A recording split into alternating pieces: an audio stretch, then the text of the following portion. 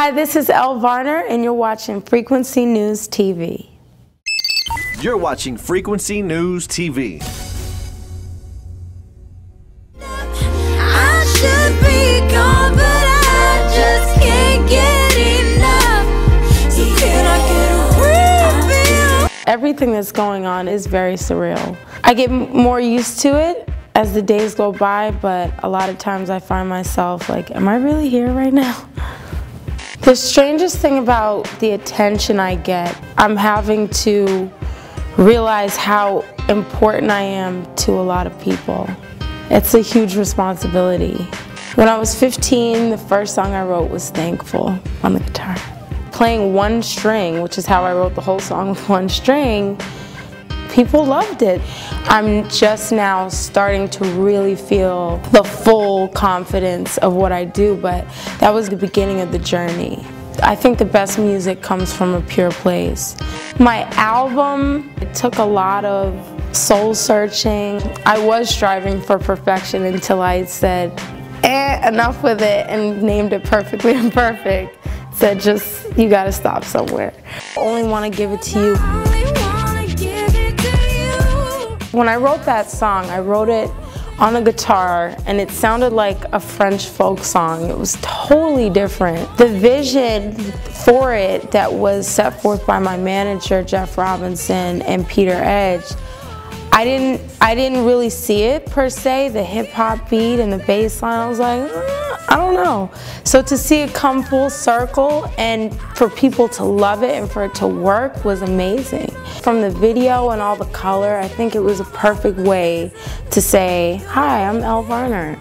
There's a song called Not Tonight. And 80% of the guys that have listened to the song have cried on the first listen. It's very sad, heartfelt, heartbreaking.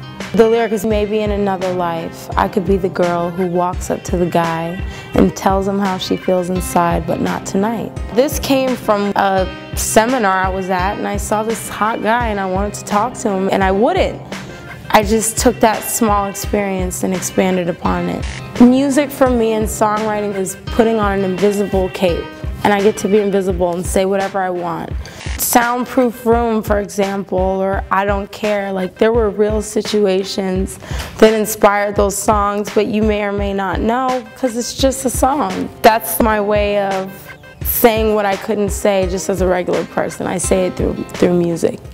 Pre-gaming in Miami with my girlfriends, and I was like, refill, can I get a refill?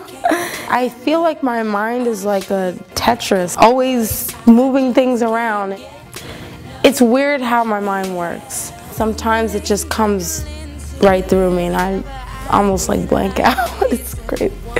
I deal with heartbreak, I deal with rejection, I deal with nerves, I deal with all these things that's part of the human experience, and I put it in songs because I have to get it out some kind of way. It's just coming from a place of female strength and vulnerability at the same time. So you have songs like So Fly that are very encouraging. I remember the night I wrote So Fly, I was fed up. I had a crush on this boy. He didn't get it. He didn't get the signals, he didn't get the hint, he didn't get the point. And all while I got to watch him fawn over this girl who was, quite frankly, one of those. Granted, I was probably 30, 40 pounds heavier at the time. Even though that's the place I was coming from then, now that I've transformed physically, I go through even different things. It never ends. I don't care if it's Heidi Klum or Tyra Banks or anybody. We all have insecurities. And I just love how that message is so universal. I like movies that make me cry. So I love songs that make me feel emotion. And I Don't Care is another one of those, like Not Tonight. It's pretty sad. Every time I listen to it, I think of a different situation, a different romance gone wrong, or something that almost happened but couldn't. It's a very real song for me. This is Elle Varner, and you're watching Frequency News TV.